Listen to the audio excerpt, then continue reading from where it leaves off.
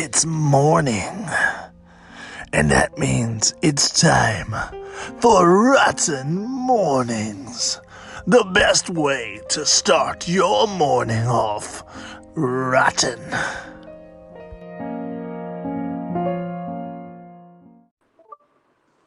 Good morning, everyone, and welcome to another episode of Rotten Mornings. Good morning. Good morning. Oh, we have Matt and Brandy. Surprise. Oh, goodness, guys. You guys got your coffee? Actually, Yeah. yes. That's fantastic. I could go for a big steaming cup of Joe right now. I've kind of struggling to wake up this morning. We had a pretty exciting day yesterday. Let's talk about that milestone. Yeah, man, we we hit 2,000 and then we jumped all the way to 2,075. If we continue at this pace, just so everyone knows, we will more than double our fan base by the end of the month. Exactly. It's pretty exciting, man. Congratulations. Yeah, we are doing a kick-ass job. Okay, and we saw a couple of things yesterday. Yes, we did. We saw the Rotten Mornings heard. Yeah, we did, and we had a very enthusiastic Matt for that one. Yes. We had a less enthusiastic Jess for that one. Good. That's pretty much her base level. I mean, I'm so glad she was on it, though. I give her a hard time, but I really enjoy Jess and having her finally be able to, do a few more things with us this season. I know she's been busy, so having her out there has always been great, and always the incomparable Brandy. So it was a good episode. Yes, it was. I enjoyed it. I did too, and it was a really good topic. It was. Yeah. We will probably be continuing that series today, so I'm excited for that. Now, what else did we see yesterday? We saw the review for the Territorium. Yeah, very, very good review. Covered a lot of stuff on that one. Indeed. And all three of us got to be there for that visit too, so that was fun. Yeah, that was the first one that we've gotten to do together this season. Yeah. Mm-hmm. And also, I really enjoyed that hunt. Yes, it's fun. I love that hunt. And then we had an episode of We Are Not Alone. Yeah. Well, we had an episode of Rotten Strips that was a special We Are Not Alone. I'm giving Matt shit. Look, I really want to, I literally sat around trying to figure out what in the hell I was going to do for my episode.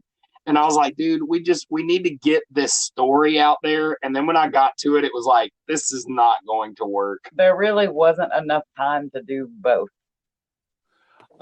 Hey, I feel that. And I always love when things like that happen because, man, it's such a relief.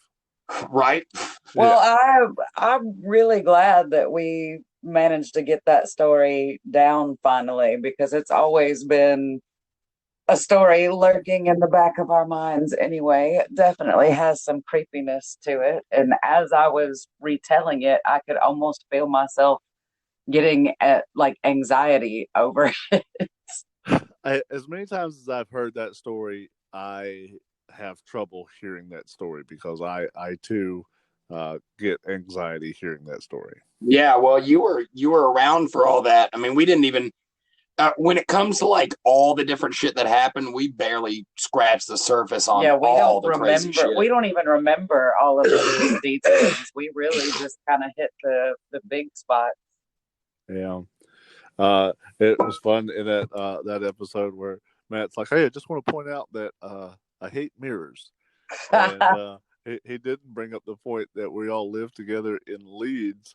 And there was a room with a giant. I know. I know. Yeah, or that, and the fact wall. there was a little bit more audio there where I talk about how I'm not saying I don't like looking at myself in mirrors, but I don't like sleeping in a room or just being in a room. And that Leeds room did fucking wig me out. Which is why he put the couch in front of it in the first place, so he could keep his back to it. Yeah. Absolutely. Okay. And then you had the watch party. Good watch party. Yes. Yeah. Had quite a few new people tune in for that watch party. That's always fun. I think in the live that you guys had 2 nights ago, there was like 19 people watching at one point. Yeah. And I looked at it not too long ago, and it already had like 349 views. That's crazy. Yeah, it really is. Well, we've got a few things coming up today. Yes, today we will have the review for, we have this, if you're listening to this. Rotten Morning. Then later on, we'll have the review for East Aboga Manor that we went to. Excellent. And after that, we will have hopefully another episode of Rotten Strips. Hey, fingers crossed. And fingers crossed. Yeah, if it's something else, I've got a free pass. And so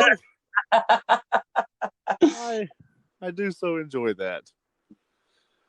Free pass, guys. We're getting close to the end of both the podcast and the Rotten Strips, and Right. I gotta tell you, I've had a blast. It has been a blast. I can't wait till it's over. It has been a blast, but it has also been exhausting. And I also can't wait till it's over. In fact, we might just end it early. In fact, yesterday was the last day. The end. Well, stay riding. The other thing that we've got coming up tomorrow is that, or today, excuse me, is that we'll be going live from Hellbilly Hollow with a lot of their actors down there and doing some fun stuff. Oh, really? Yes. Oh, okay. So that should be very entertaining. Yeah. I don't really know a lot about that. Somebody was going to send me some messages about it, but I didn't get those today. That's weird. Yeah, it's also because it's morning. Nobody sent me this morning. We're just waking up. Yeah. Well, I figured we'd talk about it in the future. So. Oh, okay. Probably after. In tomorrow's episode of Rotten Mornings. Cool. Well, we hit all the things. We hit them. We hit them and talked about the milestone and upcoming live. I mean, guys, what else do you want us to give you? Yes. Are you not entertained? Jesus. I'm kind of surprised we got all that out there in under 8 minutes. Oh, yeah, me too. We did good. You know what? We did good, guys. We should talk about how good we did for another 2 minutes. Well, I suppose we could. Matt's normally pretty good at that. But he left the room, so. Thank God. Well, guys, if you are joining us for our supernatural, damn you, Matt, section, that's coming up after the break. And for those of you who are leaving us now, you guys have a rotten morning. That's right, guys. Coming right up. Subpar Natural. Stay rotten. Stay rotten.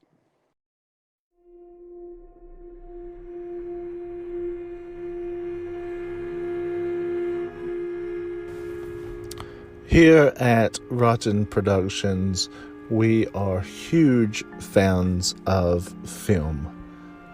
In the realm of film, there are horror films, and then there are horror stories about films. In this multi-part series, we explore cursed films. All right. So that was a pretty good ad sponsor break. Thank you, ad sponsor. You're welcome. That was an intro. Thank you, intro. Guys, this is the first time we have done a multi-part episode, or second part to an episode. I'm very excited about that. Just to kind of recap from our last episode, we talked about 3 Men and a Baby and the possible ghost story there, and then I took the film that possibly has been associated with the death of many comedy legends. Yes. If you guys didn't check out that episode, I encourage you to go back and listen to it. There's a lot of little details and things in there that are fantastic. Agreed. Now, for the listener, I want to explain something. We go into these, and the general format is I give Matt nothing and then surprise him with what the topic is. It works really well. It drives Brandy up the wall, and the fact that I haven't told the name of the films today is driving her nuts. Yes, you are correct. I am waiting to look something up so that I have something to say. That's totally fair. We'll be talking about two films today. The first one is The Passion of the Christ. This is kind of considered a cursed film because the lead actor for The Passion of the Christ was struck by lightning. Yeah, a couple of times. Yeah, a couple of times. That seems highly unlikely. Isn't that like the attrition for blasphemy or something? I don't think he was struck twice. I think the lead actor was struck once, and then the assistant director was also struck immediately afterward. So it was twice, but it was two separate people.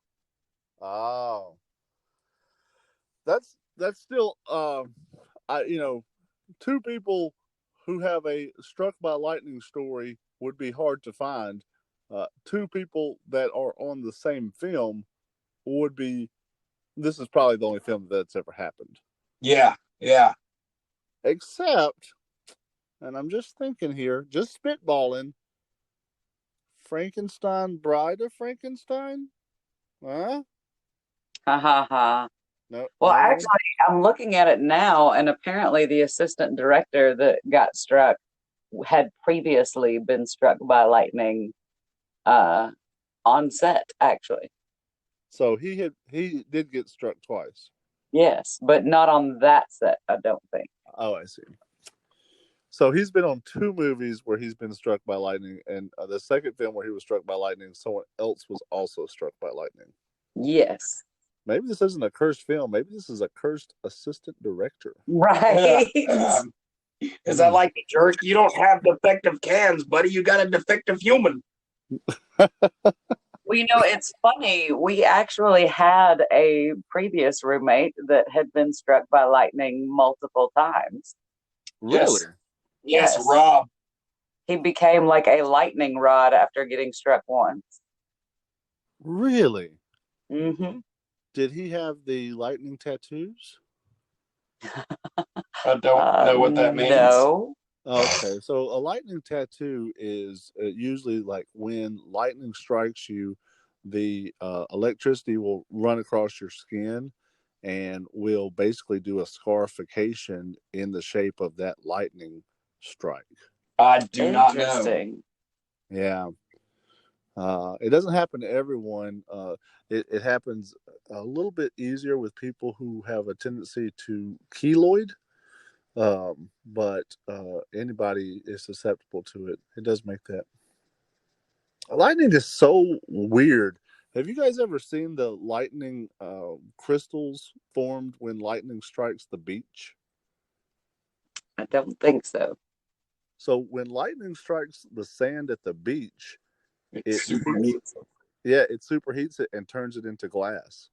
Yeah. Yeah. Well, glass is mostly sand anyway, so that kind of makes sense.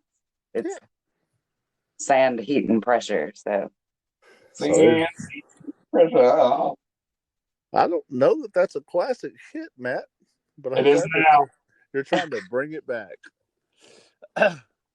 Cool. So that's basically considered a cursed film because they're making a film about a religious character, and on this film, a couple of people are struck by lightning, which are considered, to use the euphemism, acts of God.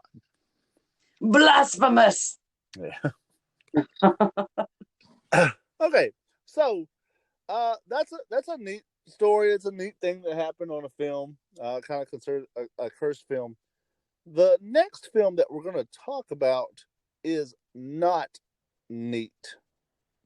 It's interesting, but not neat at all. We're going to be talking about a film called The Conqueror. Okay. Okay.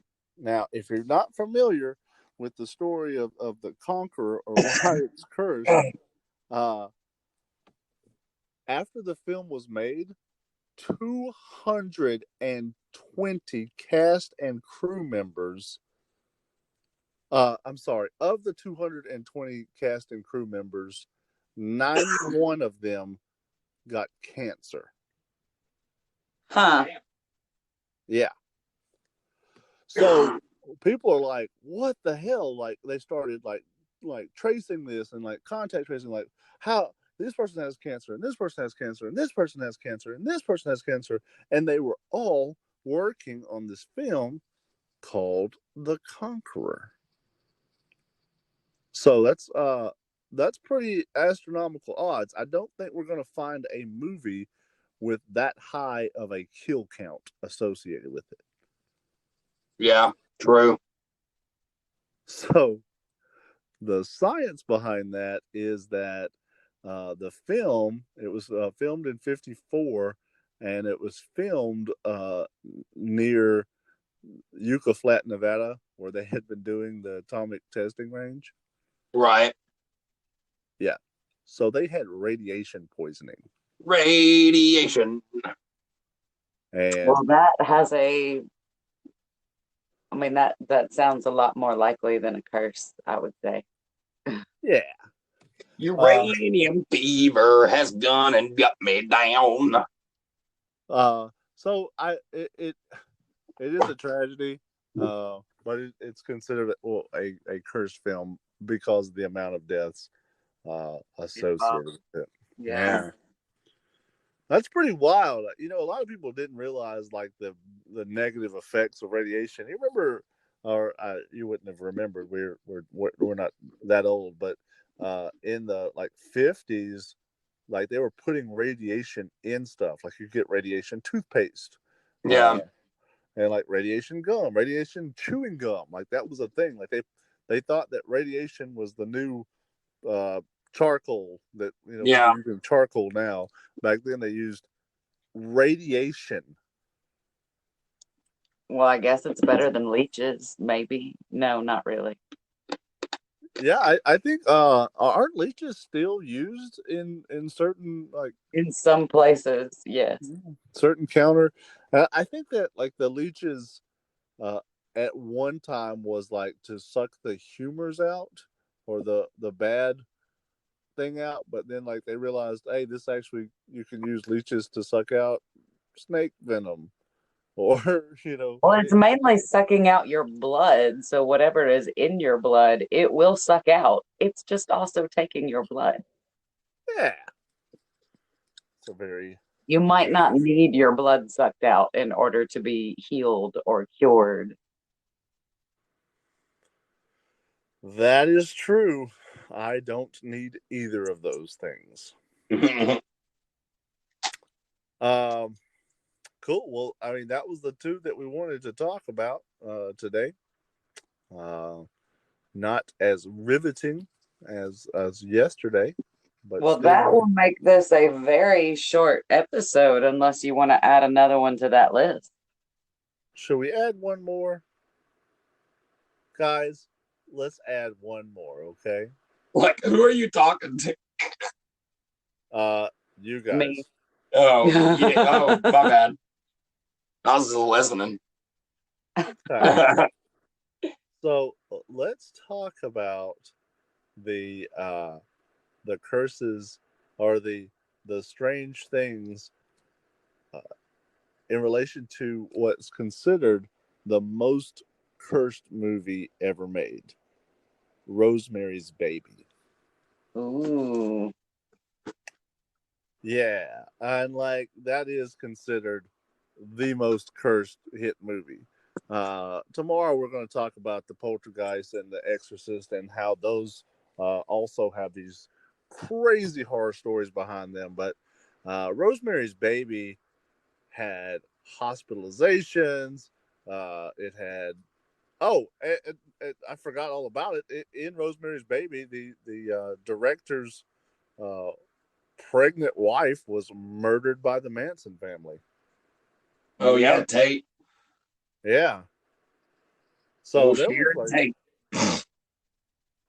there was a lot of things that happened with that. The composer of the film, he died from a fall. The producer uh, had like severe kidney stones and barely survived. Uh, Damn. it's I don't know what it is. We talked about a couple of films that aren't horror films.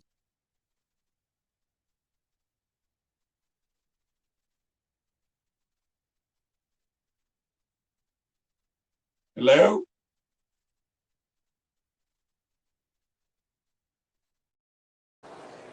So I was saying is, as we get into the horror films, um, we're talking about films that create fear, and just like the haunts that we were talking about, when you have something that creates fear, and you're basically manufacturing fear, you are a fear farmer. Then there are things that will come to graze upon that fear. True. Would you say that's a fair statement? Yeah, for sure. Dude, have you ever worked a haunt that you didn't get creeped out about something at the haunt that wasn't related to a fear that you were supposed to be making? You mean, have I ever worked at a haunt and not been frightened of something that wasn't haunt related but was still in the haunt? Yes. Definitely. Every haunt I worked at was like that. There's just so much energy in the place. It's wild, right? Yeah, for sure. I don't know, man. Like, you think about like haunts, and you put like, so you have like a dark, creepy hallway, and you're like, okay, cool. I've got a nice, dark, creepy hallway, and then you walk down the dark, creepy hallway, and you're like, holy shit, there's something creepy about this. Well, yeah, there's something fucking creepy about it. You made a creepy hallway. Yeah, true. Yeah. You know what I mean? You did your job well. You scared the shit out of yourself. Agreed. I've been riding around with these two skeletons in my backyard, my backyard. I don't know It's, what that means. it's close enough. Yeah. I've had these two skeletons in my backside. They're in my back. There is a fucking spider about to kill me. Hang on. Holy shit! And I'm in a hurricane. Nope, didn't get him. Oh god. Holy shit. Oh shit. Okay. And like periodically they just scare the shit out of me. So I guess I created a scare good enough to scare me. Yep. And they're apparently porting in spiders to attack you. Yeah. So hey, just adding to it.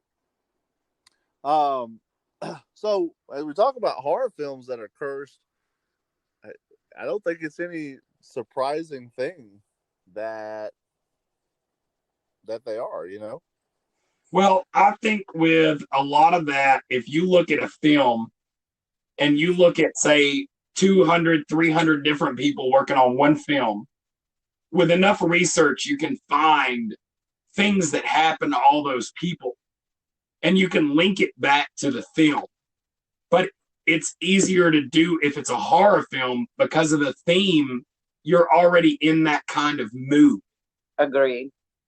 And not to mention the fact that in Rosemary's Baby's case specifically, the guy making the film and writing the books was known to be a Jewish atheist, and lots of people were lashing out curses at him for making this movie and going this path.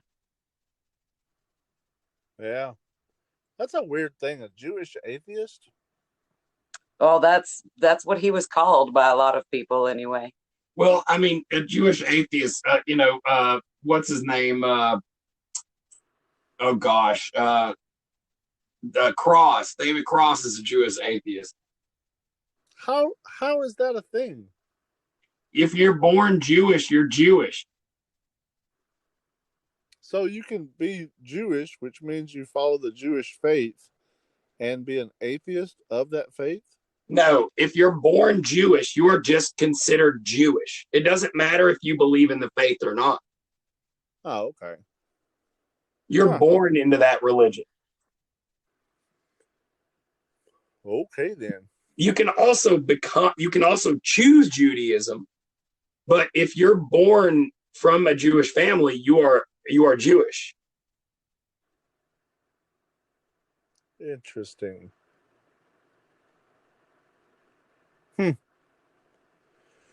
Okay. They actually, it's weird. They talk about it in the movie that Religious, the guy from HBO did. Oh, Bill Maher. Bill Maher, because Bill Maher is like a really, really big time atheist. And his mom's like, well, that's fine. You can be an atheist, but you're still a Jew. So you're still Jewish. So he didn't even get to stop being a Jewish person. Nope.